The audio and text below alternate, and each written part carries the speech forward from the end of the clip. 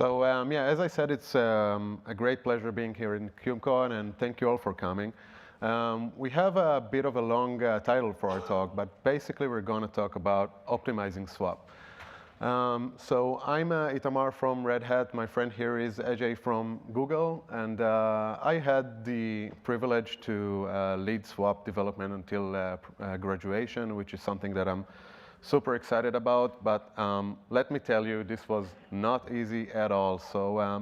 When I started looking at swap, it was in the 126 era. And back then, swap was only supported in an alpha and was very experimental in initial implementation. And the developer that started it soon after left the project. So there was no real development or any interest around it. I had to gain interest around it, prioritize it, and basically convince people this is important. But even then, people are rightfully very cautious about this because it's such a fundamental change in Kubernetes. So as you can see, it has been many releases and many beta versions, but I'm very excited that it finally had reached full graduation. And one of the things that allowed it to graduate eventually is that we have framed it as a basic swap enablement feature. So we understand that there's more work to be done in order for the feature to be complete. And we are already working on 3 follow-up enhancements. This is a great time to collaborate. So if you want to, you're welcome. Basically, we're working about pod-level swap controls and making evictions and scheduling swap aware. So that's basically the plans for the future. So one of the problems or challenges with swap is that it requires a lot of configuration and tuning. And this is something that kubelet cannot do for you because kubelet runs in a very limited scope. So it's a system daemon. It cannot edit OS configuration and certainly not hardware. That's out of scope for kubelet, but that's fine because that's when you as an admin can come into the picture and do a lot to optimize swap for your use case, which is actually a real necessity with swap. So generally speaking, when you'd want to use swap, you'd have to go through 3 phases.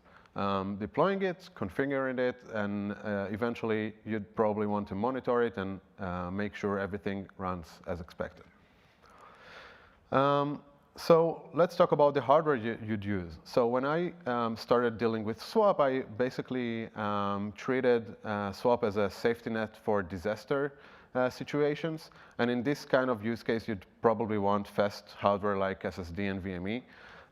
But what I found out is that basically the use cases, the range of use cases around swap is huge. So people use it in very different ways. So for example, some people use workloads that simply allocate garbage memory that would never be accessed by anyone. So this is a very different use case. For this use case, you might want to choose more affordable hardware like hard drives. Another use case is applications, legacy applications that just expect swap to be there. They won't even use it in any way, but they just want it to appear there. And for this, you can use something like over-the-LAN devices. The key point here is that it surprised me how wide the range of use cases around swap is. Another thing is that swap can be generally deployed in 2 ways, either in a swap partition or with a swap file. So now a question to the audience, like which one of them do you think is generally better? If you think that partitions are better, raise your hand. Okay, if you think that files are better, raise your hand. Okay, more or less 50-50, right? So in my opinion, file is the winner, and let me tell you why. So first of all, there is a misconception around file swaps is that they are slower than partitions. This used to be true a while ago, but it's not true for a long while. So this fact is not very well documented anywhere, which is pretty surprising. But there are some proofs here. So Chris Quote, which is a memory management kernel developer, another one from the Linux dev mailing list, and Baildang blog posts. But yeah, this is not very well documented. But swap files are not slower than partitions. They even tend to be a bit faster. But that's not a great advantage of using swap files because swap files are highly flexible. You can easily create them, remove them, resize them. This is generally the best choice. Another question is, should we deploy swap on control plane nodes? So obviously, control plane nodes are crucial, and degrading performance could have dramatic effects. So this is generally not recommended. So think about processes like etcd, which keep most of their stuff in memory. Swapping it out would be dangerous. One possible exception for it is single node clusters. This could theoretically be a use case, but to be honest, I haven't tried it, so do it at your own caution. Another thing is that it's generally recommended to use a dedicated disk for swap. So swapping can use a lot of I/O, and this kind of situation can starve basically the main disk with respect to I/O. So using a dedicated disk is great for separating the I/O pressure between the main system and the swap device.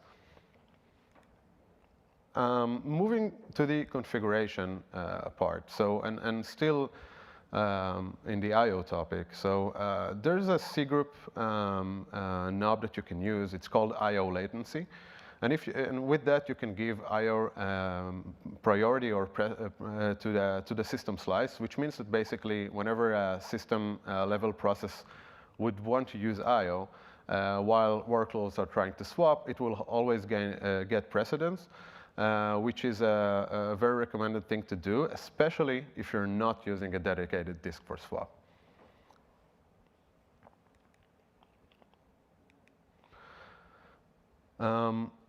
Another question is, should you allow system daemons to use swap?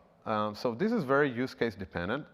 It makes total sense that some of your system level daemons would be great candidate for swaps.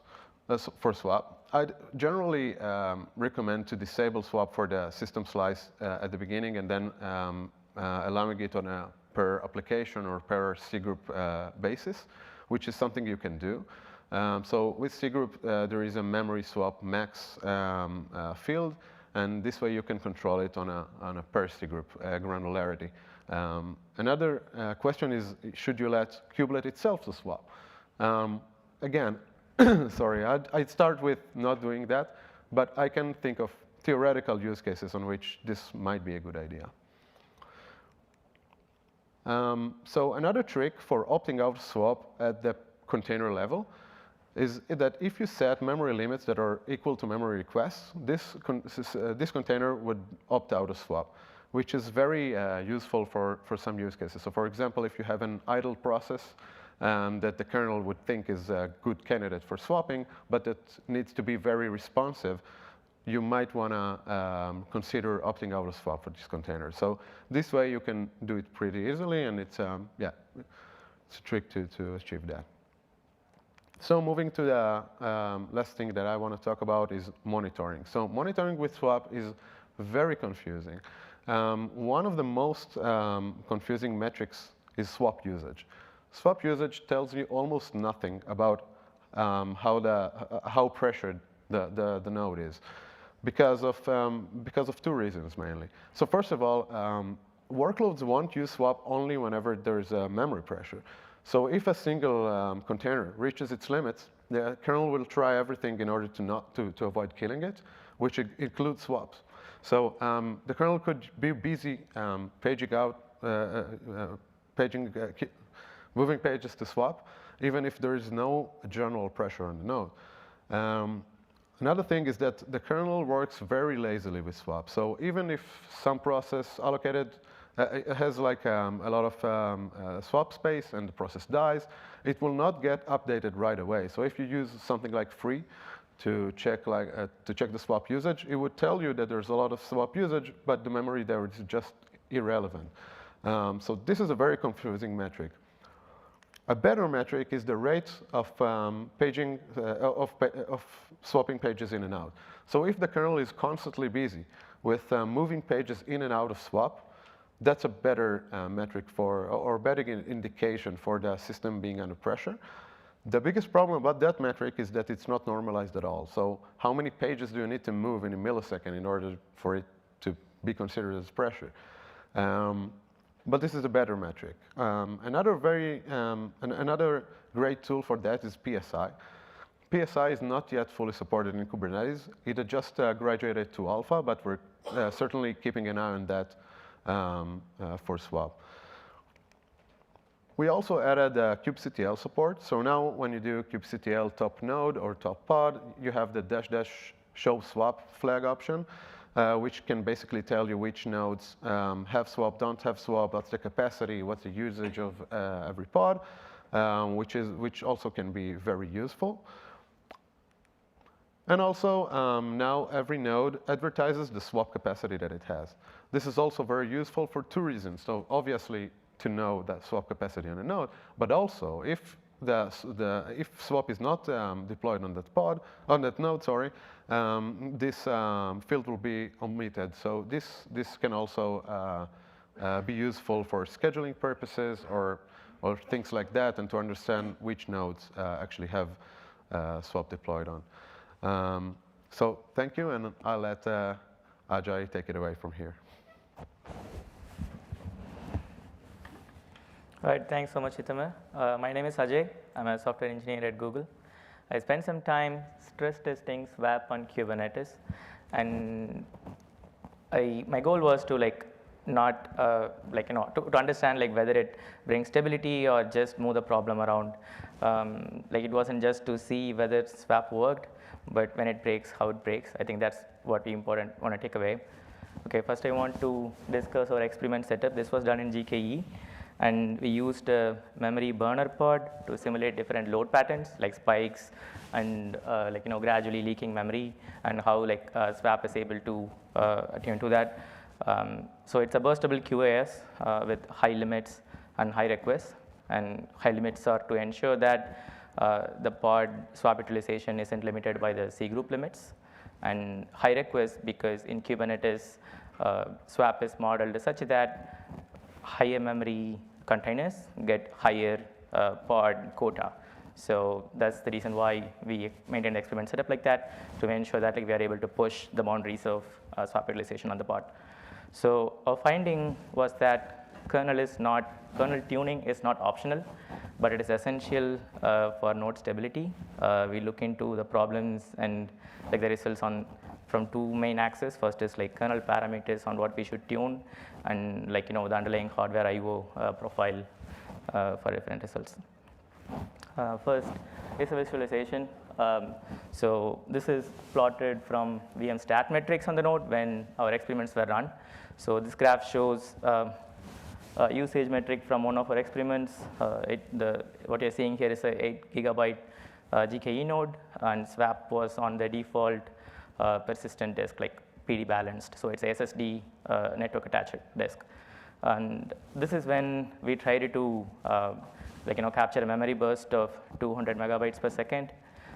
Here it shows the workload also has 2 gigabytes cache over here as part of the workload. And this is an experiment setup. As I talked about, each experiment was done with 3 reruns, so that the bursty pod is rerun 3 times to avoid any random or fluke errors as part of our experimentation. And I want to point out a few things here, particularly if you see this is a Swap activity. If you see the spiky actions here, this shows that Swap activity is actually happening in cycles. It's not like a one-shot get out. And Swap activity is also highly paralleled with the I/O activity, and there is also increased CPU usage corresponding to the Swap time. So how do we read that? So you could note the high I/O wait times. So these are the CPU time shares. So the green ones are the I/O wait times. So basically, it's I/O bound. It's a percentage of CPU time that it's waiting on Swap I/O to complete. While we are here, I could also give you some details about kswapd, which is the kernel daemon that's responsible for swapping in Linux kernel. It is a single-threaded single-threaded entity. So even in a multi-core system, it doesn't gonna be like increase the swap performance. So what does it mean? Like if your K-swap is like even very active, it's gonna be 100% CPU because it's just gonna be sitting on a single core. And however, on a NUMA nodes, K-swap daemon will spawn worker threads for each of the NUMA node. So each zone will be like managed swap with its own thread. So if you see multiple threads, it's because like it's your NUMA architecture. And they act independently on the memory zones. So each independent zone limits determine the swap triggers for the zone. And as I discussed, swap is like largely a IO bound activity. So using a backend storage that is fast enough to keep the IO latencies less for your load is so important. From my experiments, there's a huge performance difference and also the stability risk between a hard disk drive backed swap device and the NVMe backed swap device. So yeah, that's what else to see here. What more is that swap as a resource is released lazily. So if a pod that is utilizing swap is killed, and you see that like, okay, swap is not yet released, it's because like swap cache can be lingering around for some more time, but it will be freed up as soon as it ages out or when there is another process or another pod that really needs it. So that's some background on K-swapd. Let's now talk more into tuning. So what is like our first test was on swappiness. Now this is a well-known parameter on swap, vm.swappiness. So it tells the kernel what to prefer during the time of reclaim, like whether it should drop the file caches or whether it should swap your anonymous memory off to the disk. And anonymous memories are basically your program heap and stack that has all your allocations. So that's the only candidate for swap. And kernel considers swap as expensive by default, so it slightly prefers dropping like clean caches because it's also quicker for it. You can modify this behavior with this setting. You can make it tune it such a way that like you could keep your cache longer than the swap. Okay, and let's break some myths about this parameter. Does setting swappiness to 0 really protect your workload, like prevent your workload from swapping? No, it's really not. If the memory pressure could not be contained by the kernel by just like dropping the caches, then the kernel would tap into the swap, like if it is available, like as long as the C group controller allows it. If you really intend to like restrict certain workloads to not swap for performance reasons, I think that you should prefer to run them in guaranteed QoS in Kubernetes, and better you can isolate them like on a non-swap enabled node. And another one is that does higher swappiness setting like mean more data will be swapped? Not really. It depends on the memory pressure on the node. If it cannot be contained just by dropping the cache, decline will pick swap up to the limits that you configured for. And another thing I can add here is that when you configure multiple swap device, does it fill up one and go to the next? Like people will think like, oh, I can configure hierarchy of swap devices like in the order. It's not based on the order. It will go on a round fashion. But you can set priorities to make sure that like your higher or like your expensive swap, low latency swap is utilized first before tapping onto the something slower. Okay, and there's one more graph. So this graph compares a lower swappiness setting and a higher swappiness setting. If you look at the right, the swap is more eagerly utilized compared to the left. If you look at the cache utilization. Swap is the entity that brings down the memory pressure. What I graphed at the bottom is a PSI pressure matrix. So as I said, like swap brings down the memory pressure. So when swap is not helping your pod, it will be evident from memory pressure building up over here. Like here you see this because like this pod was configured with 26 gigabytes of limits, and the container is like losing the utilization, so it's panicking. The pressure basically is reflecting on the memory pressure because like even though swap is there, it's not able to utilize, and it is hitting the C group limits. And another thing is that you don't see any CPU pressure here. The reason being that this was a multi-core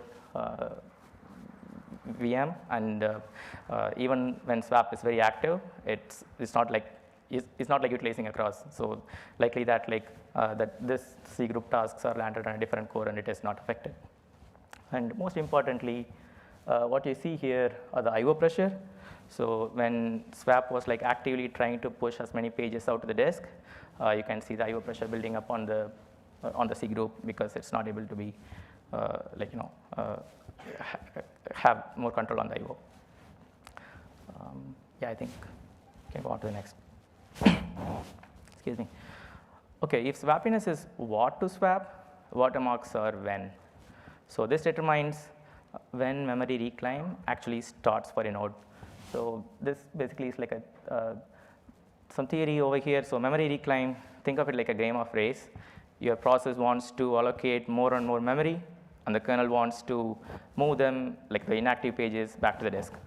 For things to run smoothly, we want to give more time for the swap daemon. So it is essential for us for a node to be swapping early and gradually, so that swap wins the race and we never hit the minimum watermark. So minimum watermark is when app freezes happen. Basically, kernel tries to synchronously reclaim the pages. It's not the background kswap daemon thread anymore that is pushing pages back, but it's actually your process thread that's trying to move the pages. So how do we control it? How do we start early and gradually? So there are two kernel parameters that you can adjust to set an early preference for swap. First one is min free kilobytes, and another one is watermark scale factor. There are others, but these two are the important ones. So here it shows how by updating these parameters lift my watermark levels up in my Linux node. This is a non-NUMA node. So I have a zone info where the normal zone is capturing the pages that's reflecting the water levels. This is how you can observe where my swapping would start. So if your instance is in NUMA architecture, you will see many of these zones, and each zone, as we talked about, have its own swap octet. And in this case, by setting min free kilobytes as 500 megabytes and watermark scale factor 1000, I was able to adjust swap start at when 3 gigabytes of free memory is left on the node. Okay, and how does it actually look like? So this parameter adjusts the free memory reserve for the kernel, which is the min watermark level, the blue zone over here. This also relatively scale the other reclaim levels as well.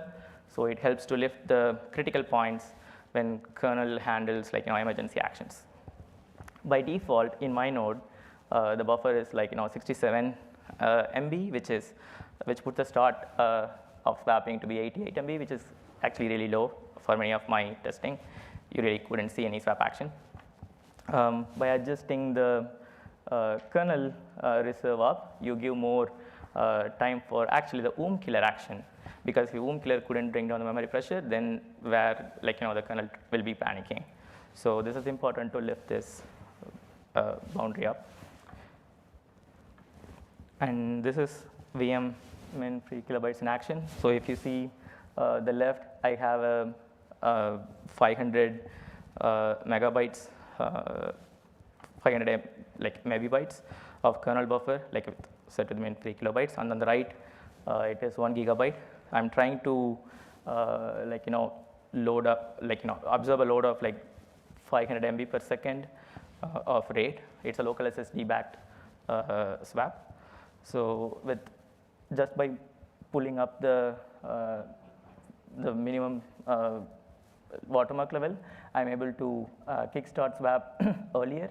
And even though the previous one had swap activity, it was not able to sustain the rate of growth. Here, if you compare with more time for swap activity, node was able to protect the workload from actually kill. And see this rate. So previous, I think what I showed was a persistent disk that's network attached. Even though it's an SSD, it was able to capture about 150 so swap rate. But here it is, the nominal rate is around 300, 350. Again, this changes from, like, you could do your testing to see what sits on your disk, because in a cloud provider setup, it may be a network attached, so you would see different rate. And this shows the swap utilization picking up, and this is when free memory is falling down because swap offloaded it. Okay, and next one, the other parameter is I want to talk about is like watermark scale factor. Now this changes the low and high watermarks alone, whereas the previous one, what we talked about, lifted everything because it's lifting up the min watermark level. Now this time, we keep 500 MB as the min free kilobytes, but I have scaled the scale factor to be like 1,000 and 2,000. You can see how the swap, like start threshold has moved up significantly. Basically, we are giving more room for swap to act, and the default is 10, as we shown here, and you can set a maximum of 3,000 that would start a very early swap activity. Now this graph shows again how adjusting the scale factor I can protect my workload. So by proactively swapping, I was able to help my workload avoid a home kill scenario. It's starting to swap around 30 seconds, where in the case of here it is 50 seconds, and that swap wasn't enough to absorb my 500 MB load. Yeah, okay. Now we talked two things. I just wanted to re-emphasize the parameters and what they do. Now the raising the min watermark creates a larger safety buffer for the kernel. Now with scale factor, you widen the runway for swap to act gradually. So by defining the amount of memory left in a node before K-swap daemon is woken up, and by when it stops freeing up memory, you are basically controlling the aggressiveness of your swap activity on the node. And the trade-off is that early swapping has early reclaim, so you have better control on the memory, and versus you're spending CPU cycles for your swap activity. And in my preference, early and gradual swapping is better than late and aggressive freezing, because as we talked about, when do you see application freezes? Not in my case, not during the swapping activity, but actually when the min watermark was hit. That's because kernel is trying to do synchronous reclaim. Okay. And I also want to share two problems with eviction as we are talking about reclaim. First, with proper kernel tuning and faster storage setup like NVMe backed swap locally attached, system can be configured to gracefully swap and evict workloads, often without triggering home kill. However, if there is rapid memory pressure, like Kubernetes cannot really help, because home killer is faster than Kubernetes eviction. Kubelet has to keep polling cAdvisor to see whether memory is available on the kube system's C group space. That is slower than home killer's triggers. So home killer might still be invoked before kubelet can act. So it is recommended to tune your thresholds, lift your kubelet eviction threshold, and allocate some system reserved memory to ensure that you have some buffer for Kubernetes to act on it, because Kubernetes eviction is better for you because the workload can move to a different node, or it can give graceful failures. You don't want your workload to be abruptly terminated. And second, kubelet eviction, this is another eviction blind spot. Kubernetes eviction currently does not account for swap usage. Say you have a workload that has 10 gigabytes of memory offloaded to swap. Now, the Kubernetes will not see the swap usage. To it, the memory usage is basically what's on the RAM, physical RAM. It is only considered for eviction. Yeah. So this is another. I just wanted to show the iterative process. This graph shows how you can do step-by-step experiments to have a better outcome. With applying all the settings we talked about, with no tuning, I have no swap utilization. With 128 MB of kernel buffer, with just adjusting my tuning, I'm able to increase the swap utilization, and eventually with 500 MB of kernel buffer, I'm able to protect my workload from being evicted. So that's the sweet spot we want. So this, in summary, these are the key kernel parameters I want you to take away from the talk today, how you could control swap. And this is from our experience, our early swap configuration. So these can be a good starting parameters for tuning, but again, this is application dependent, so definitely recommend to perform your own tuning with your workloads to decide the best outcome.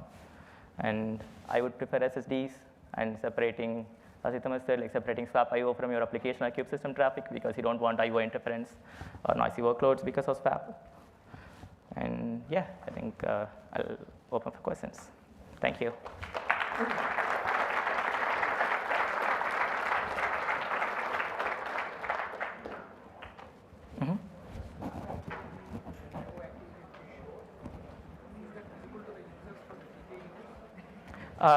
So the question was on GKE, so whether the swap activity and IO activity is visible. So swap activity, what I have there was on the node, but we capture, in Kubernetes, we capture like swap usage at pod level, like container level and node level.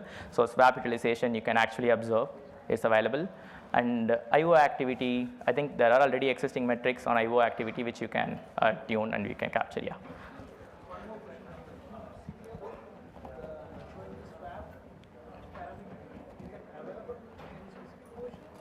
Oh yeah, so the swap is available from 1.34, and I think the kubectl support was added in 1.34 as well. It should be available on, yeah, 1.34, yes. Yeah, thank you. We'll be right here for more questions. Yes. Thank you very much. Thank you, thank you.